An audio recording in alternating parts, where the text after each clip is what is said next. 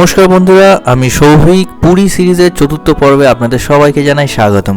আজকে আমার থাম্বনেল এবং টাইটেল দেখে বুঝতেই পেরেছেন যে আমরা কোথায় যাচ্ছি। হ্যাঁ, আমরা চলেছি পুরীর সবথেকে পুরাতন এবং ঐতিহ্যবাহী একটি গ্রাম, সেটা হচ্ছে রঘুরাজপুর, তার উদ্দেশ্যে। আজকে কিন্তু আমাদের পুরীতে তৃতীয় দিনকে আগের যে ভিডিওগুলো আছে সেই ভিডিওতে আমি কিন্তু আপনাদেরকে কোনো খরচের হিসেব দেখাইনি। আজকের এই ভিডিওতে আগের ভিডিও যা সাইট সিনে যা খরচ হয়েছে, প্লাস হচ্ছে এই যে রঘুরাজপুর যাচ্ছি তাতে যা খরচ হচ্ছে আমাদের, এবং আজকে সারাদিনের যা খরচ হয়েছে, সমস্ত হিসেবটাই কিন্তু আপনাদের জন্য থাকবে। ভিডিওর স্ক্রিনেও থাকবে এবং আমার ডেসক্রিপশন বক্সেও থাকবে আপনাদের জন্য। কিন্তু বলে রাখি যে এই রঘুরাজপুর কিন্তু আমাদের উড়িষ্যার সবথেকে পুরাতন গ্রাম, এবং এই গ্রামেই আপনার উড়িষ্যার সবথেকে পুরাতন যে শিল্প রীতি আর নৃত্যকলা রয়েছে, ওড়িশি ড্যান্স, তার জন্মস্থান হচ্ছে এই রঘুরাজপুর।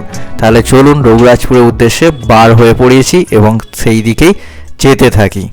হ্যালো, আজকে আমরা রঘুরাজপুর যাচ্ছি। এখন বিকেল 5:30 বাজে, অনেক দেরি হয়ে গেছে।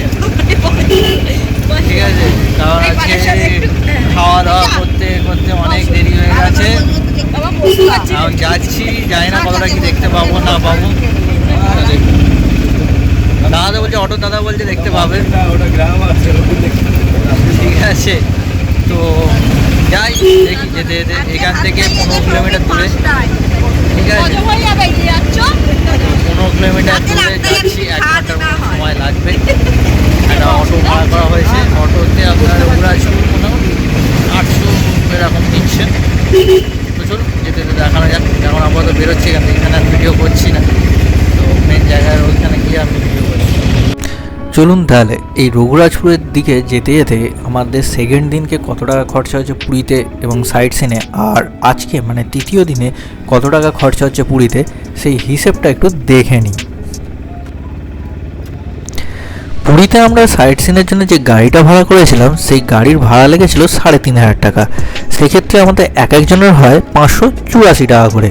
আর কোনারকের এন্ট্রি ফি ছিল 40 টাকা। কোনারক মিউজিয়ামে যে এন্ট্রি ফি ছিল তার দাম ছিল 50 টাকা। আর আমাদের লাঞ্চে খরচ হয়েছিল এক একজনের 390 টাকা করে। এরপরে আপনার নন্দনকানন যে জু, তার টিকিটের দাম হচ্ছে 50 টাকা। আর নন্দনকানন জুয়ের ভেতরে যে ব্যাটারি চালিত গাড়ি, তারপর সাফারি এবং গাইড রয়েছে, সেই সব মিলিয়ে এক একজনের আমাদের পড়েছিল 240 টাকা করে। এরপরে আসছে ডিনার। রাতের ডিনারে আমাদের এক একজনের 350 টাকা করে খরচা হয়েছিল। আর সবশেষে আসছে আমাদের রুম ফেয়ার, সেটা হচ্ছে 600 টাকা পড়েছিল এক একজনের। তাহলে টোটাল খরচা দাঁড়াচ্ছে 2304 টাকা। তবে এক্ষেত্রে বলে রাখি, এই টোটাল খরচাটাই হচ্ছে আমাদের এক একজনের খরচা, মানে একজনের 2304 টাকা করে খরচা পড়েছে। এর থেকে আপনাদের মোটামুটি একটা ধারণা দিয়ে দিলাম যে আমরা যেভাবে বেরিয়েছি তাতে এক একজনের কত টাকা করে খরচা হতে পারে।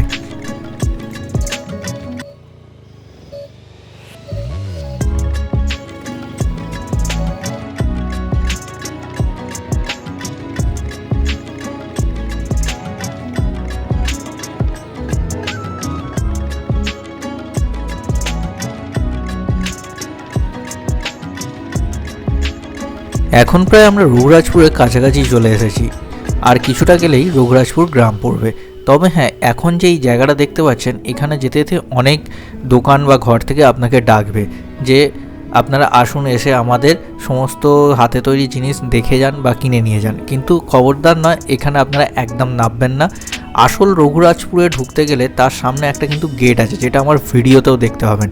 আর গেট দিয়ে ঢুকেই সামনেই একটা মন্দির পড়বে। এই মন্দিরের দুপাশে ঘিরেই সমস্ত গ্রামের ঘরবাড়ি রয়েছে। এটাই হচ্ছে আসল রঘুরাজপুর। অনেক সময় কি করে, টোটো বা অটোওয়ালারা আপনাকে অন্য জায়গায় নিয়ে চলে যায়, সেখানে আর কিছুই নয়, এই রঘুরাজপুরের যেসব জিনিসপত্রগুলো আছে সেগুলো সেখানে নিয়ে যায় ওনারা, নিয়ে গিয়ে অনেক বেশি দামে এবং বাজেভাবে ব্যবহার করে কেনা বেচা করেন। তাই জন্যে আপনারা এই গেট এবং মন্দিরটাকে মনে রাখবেন।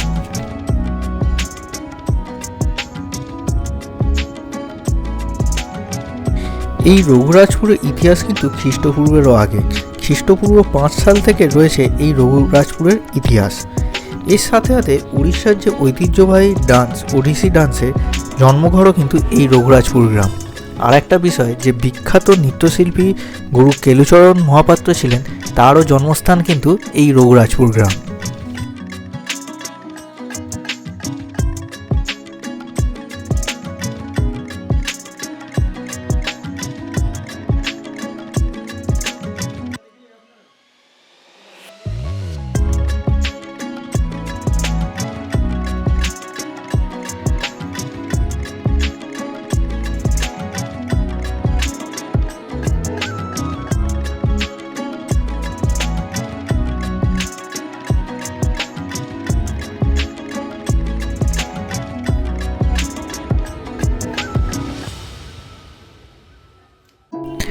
আমরা এই গ্রামের এই বাড়িতে এসে যে পটচিত্রগুলো দেখতে পাচ্ছি, এত সুন্দর সুন্দর যে পটচিত্র, সেই পটচিত্রগুলো আসলে কি সেটাও তাহলে এই গ্রামের কারুকার্য দেখতে দেখতে জেনে নেওয়া যাক এবার।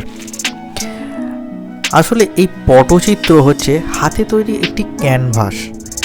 প্রথমে এই সুতির দুটো কাপড় নেওয়া হয়, এরপর পাকা তেঁতুলের দানাকে শিলে বেটে জলে গুলে তাকে আগুনে জাল দিয়ে এক প্রকার আঠা তৈরি করা হয়।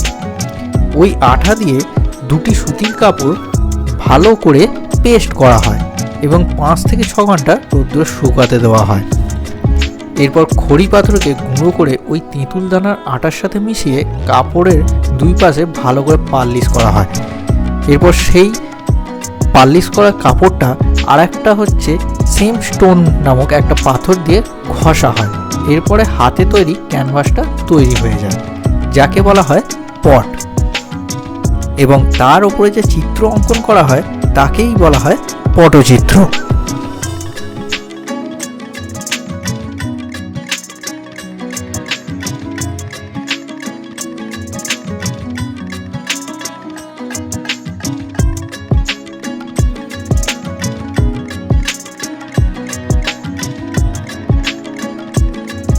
এবার জেনে নেওয়া যাক এই পটচিত্রে যে রঙটা ব্যবহার হয় সেই রঙটা কিভাবে তৈরি হয়। তার কারণ হচ্ছে এই পটচিত্রে ব্যবহৃত রঙ কোনো কেমিক্যাল থাকে না, এনারা এই রঙগুলো নিজে হাতেই তৈরি করেন। এনারা বলছেন যে সাদা রঙটা করেন সমুদ্র থেকে যে শাঁখ ওঠে সেই শাঁখ চূর্ণ করে বা গুঁড়ো করে সাদা রঙ করে, আর নীল রঙ আনতে গেলে খণ্ডনীল নামক এক প্রকার পাথর গুঁড়ো করে নীল রঙ আনে, আর হরিতাল পাথর গুঁড়ো করে হলুদ রং আসে, আর লাল রঙটা আসে হেমগুঁড়ো নামক একরকম পাথরকে গুঁড়ো করে। খয়েরি রং আনে এরা গেঁড়ি মাটিকে গুঁড়ো করে, আর কালো রং যেটা সব থেকে বেশি ইম্পর্টেন্ট আমাদের RGB কালারে, সেই কালো রঙটা আসে আমরা যে ঘরে তৈরি কাজল পরি সেই কাজলের কালো রং থেকেই এই কালো রঙটা এনারা আনেন। এরপর এই রঙটাকে টেকসই এবং লংজিভিটি বাড়ানোর জন্যে এনারা কী করেন, এই রঙের সাথে কদবেল গাছের আঠা জল মিশিয়ে ভালো করে 20 মিনিট ধরে মেশান, এবং মেশানোর পরে পুরো রঙটা তৈরি হয়।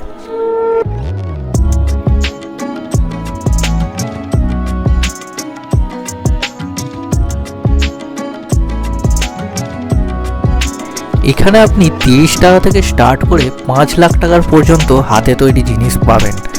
এই গ্রামে এক একটা ঘর খুব সুন্দরভাবে সাজানো এবং পুরোপুরিভাবে হাতে তৈরি জিনিসে একদম মোড়া।